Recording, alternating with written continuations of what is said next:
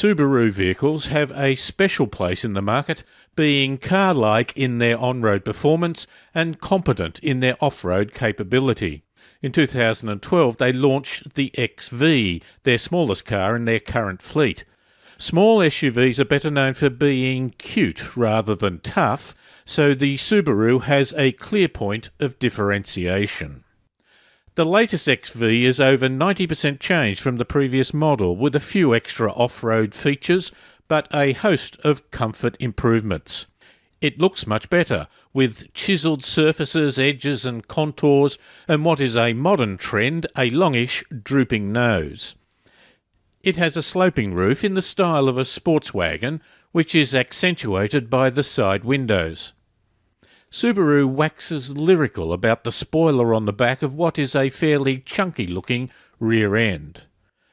The first XV did not have rocket performance, and in the 53 pages of information they gave us about the new car, you have to go to page 23 before you get the details on the engine and gearbox. They have revised the engine and increased the power moderately from 110 to 115 kilowatts, and the torque is still 196 newton metres, but it works a bit better over the rev range. There's no manual transmission this time, just a CVT gearbox. If you get to a hilly, twisty road, it has to work hard, which makes the engine and the gearbox sound a bit noisy. But it is still good in urban and on highway driving. It is wonderfully quiet. Even on coarse bitumen the soundproofing is very good and the ride is comfortable. Mounting the rear stabilisers directly to the chassis also helps reduce body vibrations by 50%, and that's just one of the improvements. Every XV has active torque vectoring to help get the power to the ground effectively. But the steering feels a bit electronic, like a PlayStation controller, rather than a solid mechanical link to the wheels. But we got used to it. For a long time, Subaru vehicles like the Hot WRX were not class-leading in their interiors, but the XV shows how far Subaru has come.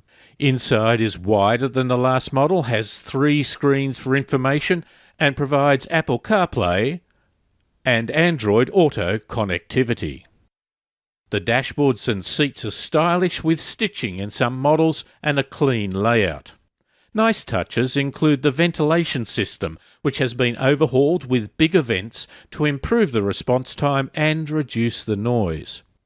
In the rear, they have gone to great lengths to improve room and comfort, from relocating the air vents under the front seats to changing the shape of the bolster sections on the seats. Subaru's EyeSight technology uses 2 colour cameras that, they say, provides extra awareness for the car safety features, but it is not available on the base model. Other safety features such as vision assist, including blind spot monitoring, lane change assist and rear cross traffic alert, are available but only on the top-of-the-line S model. Also in the top-of-the-range package is reverse automatic braking, which is the first time Subaru have had this feature on a car in Australia. As with other manufacturers, it would be nice to see all safety features on all models, including base model fleet cars. Offroad shows that the Subaru is remarkably good for what most people could possibly want.